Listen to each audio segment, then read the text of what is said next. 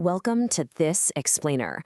Okay, we're going to jump right in today because we are looking at a concept that will fundamentally change how you view your entire life.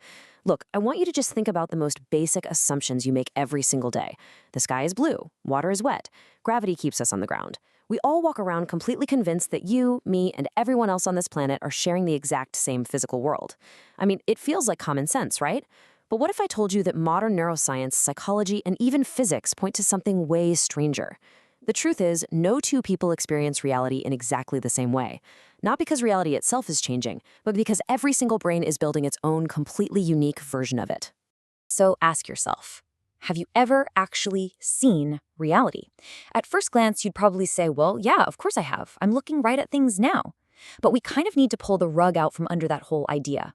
One of the biggest misconceptions we have as humans is believing we are seeing the outside world directly.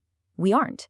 What's actually happening is that light is just entering your eyes, and then your biology converts that light into electrical signals that get sent up to your brain.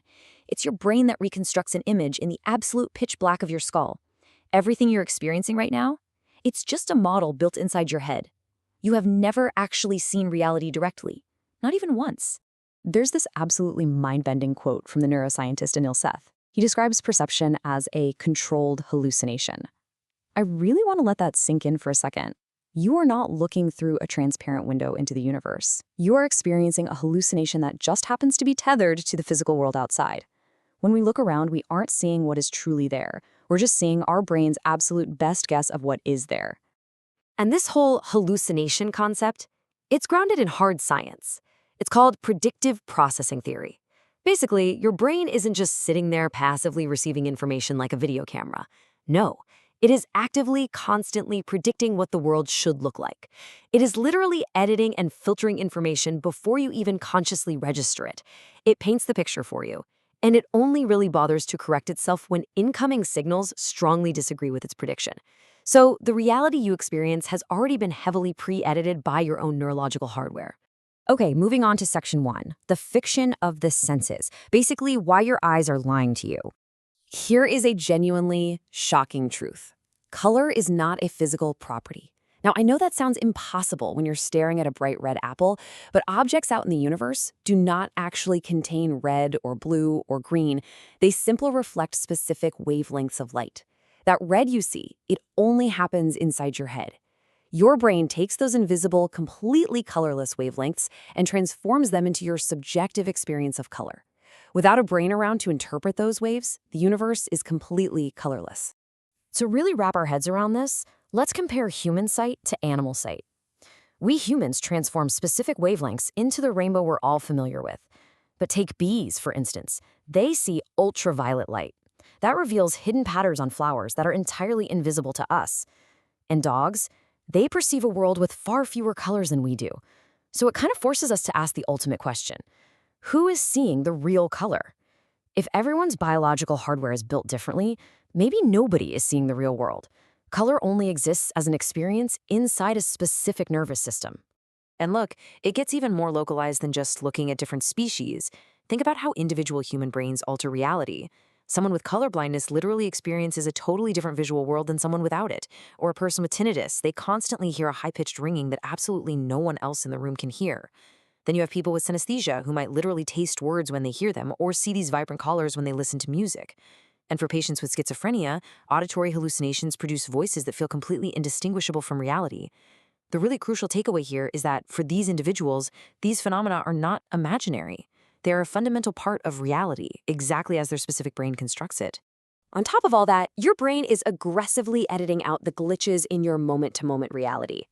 You know that physical blind spot in your vision right where the optic nerve connects to your eye? Well, you never actually see a dark hole hovering in your field of view, do you? That's because your brain continuously paints over it. It literally fills in the missing information based on the background. Plus, during rapid eye movements, you're actually briefly blind, but your brain just stitches the timeline together so smoothly that you never even notice. It completely prioritizes a seamless prediction over the actual stuttering truth. Section 2, Subjective Time and Memory, Reconstructing Your Own History. 60. Just think about the number 60 for a second. 1 single minute.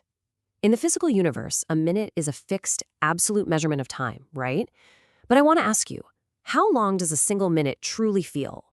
I mean, if you're sitting in a hospital waiting room dreading a major surgery, those 60 seconds can stretch out and feel like an absolute eternity. But what if you spend those exact same 60 seconds playing your absolute favorite video game? The minute just vanishes in the blink of an eye. Psychologists have repeatedly proven that our emotions dramatically alter how we perceive time. Time itself is not just a clock ticking on the wall. It is a highly personal, entirely subjective experience generated by your emotional state. And just like time is subjective, so is our past. Let's look at how memory actually works. Step 1, you experience a moment. Step 2, you recall that memory days or maybe years later.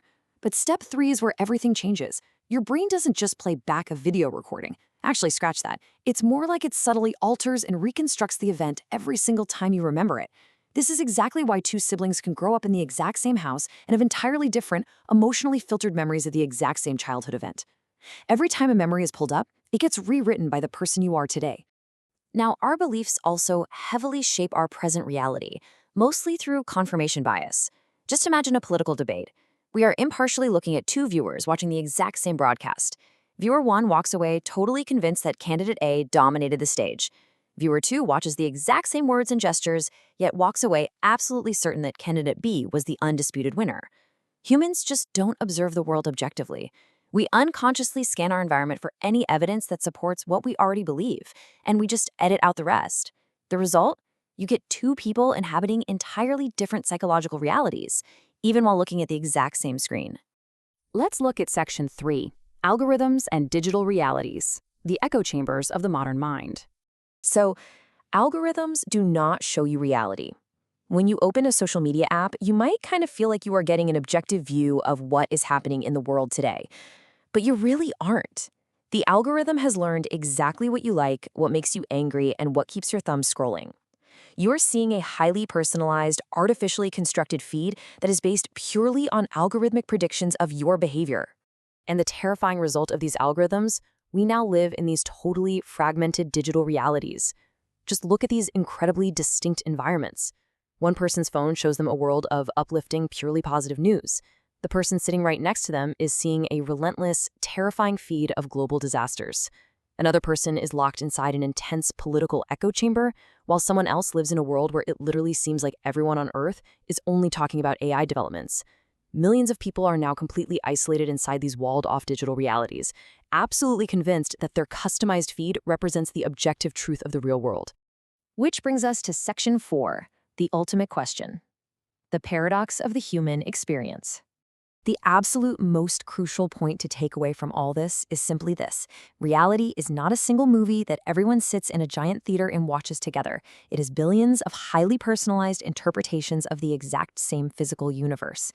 Because of our slightly different sensory hardware, our totally unique emotional memories, our distinct cultures, and our deeply held beliefs, no two human beings have ever lived in the exact same reality. We are all walking around inside our own beautifully constructed, completely personalized universe.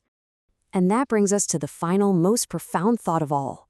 If every single brain filters, edits, and reconstructs the outside world, if color is just a neat neurological trick, and time bends entirely to our emotions, then the biggest question isn't just what is reality. The real question I want to leave you with today is this: is there anyone in the entire history of humanity who has ever experienced reality exactly as it truly is? I'll leave you to think about that one. Thanks for joining me on this explainer, and keep questioning the world around you.